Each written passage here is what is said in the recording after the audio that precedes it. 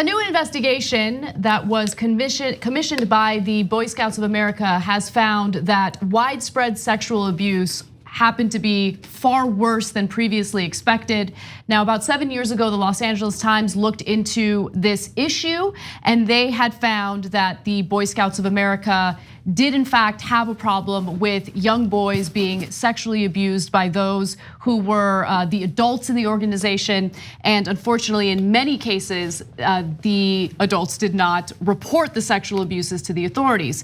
Now, there's been an even more comprehensive study done, and the findings are pretty devastating. A researcher hired by the Scouts to analyze a more complete set of records from 1944 to 2016 testified earlier this year that she had identified 7,819 suspected abusers and 12,254 victims, marking the youth group's first known tallies. Now, this is according to the reporting by the Los Angeles Times, and I have more details and statistics for you, but these numbers are out of control. Yeah, so this is an argument against conservatism, and I'm going to tell you why. Don't panic and freak out yet. It's not to say that the people who did this are conservatives, right wing, or Republicans. We don't know that at all, and that's not what I mean by it. What I mean is conservatives argue for tradition, generally speaking, and progressives argue for change. And so when you sometimes question old institutions, whether it's the Catholic Church, the Boy Scouts, or anything else, the natural reaction the conservatives have is no, everything's fine, okay? And I don't want you challenging those organizations because they're beloved. And so I was in the Boy Scout organization, and for a brief period of time I was a Cub Scout and then a Weeblo. That's a real thing, okay? And so I had a great time in the Boy Scouts. If I was just doing it based on nostalgia, I'd say, no, come on, we got to protect the Boy Scouts. No, but under what conditions? And this is why we have to challenge tradition, legacy from time to time. It doesn't mean you throw away all tradition, but when somebody says, hey, we got a problem here, your first instinct shouldn't be to cover it up. And unfortunately, for a lot of these old institutions and the people who love them and remember good times in them, they fall back to a position of defense right away. No way. Well, and so when the issue first came up, people were very skeptical. I don't think there's no reason to be skeptical.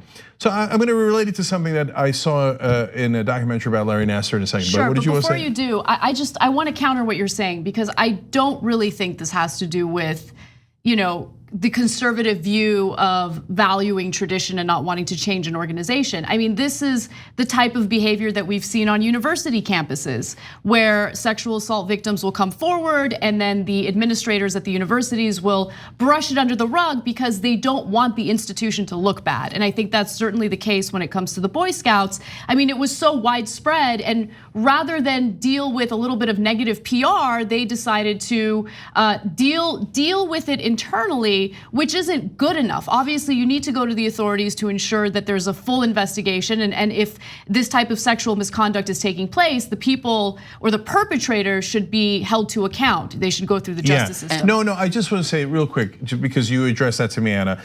Look, I don't want to be misconstrued. I got no problem attacking conservatives politically. I do it every single day. In this case, I'm not saying politically. So that's why the institutions like the colleges, whether their politics is liberal or conservative, is not the question.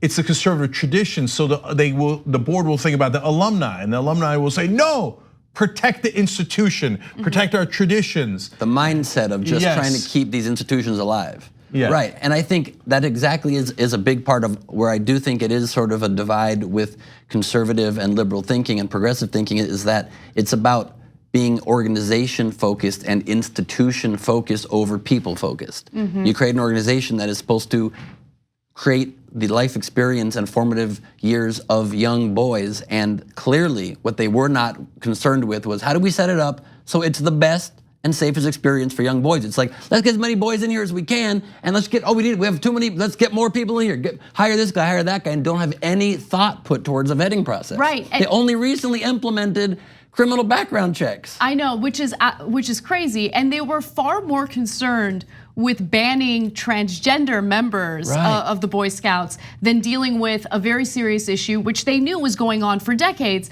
And let me just note that in 2017, the Boy Scouts of America finally started to accept transgender students into their group. But like my point is, they were so hyper focused on that ban rather than focusing on what they could do to better protect some of these boys. Yeah, the danger was inside the house. Exactly. And so, look, I'm gonna say something that might actually be controversial now.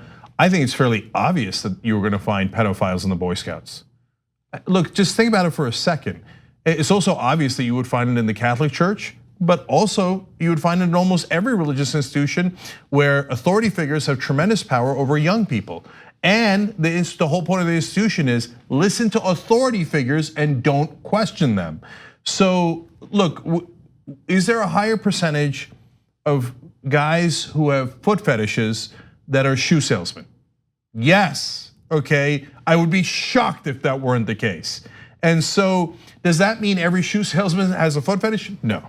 Does that mean every or most of the Boy Scout leaders are pedophiles? Of course not. Of course not. You will find some of the most decent and wonderful people who are Boy Scout leaders because they genuinely care about kids and they want to spend their time trying to be a role model for them and teach them how to do things. And you'll find some of the greatest people who are religious leaders, right? But if you run an institution like that, you should be super careful. So, and your interview process has to account for that. So like maybe you want to more likely hire people who are the father of somebody in the organization, who you know they're there to help their son and his friends, not some random dude coming in with this incredible desire to work with young boys. You know, my brief experience with the Boy Scouts, I was a Boy Scout briefly as well.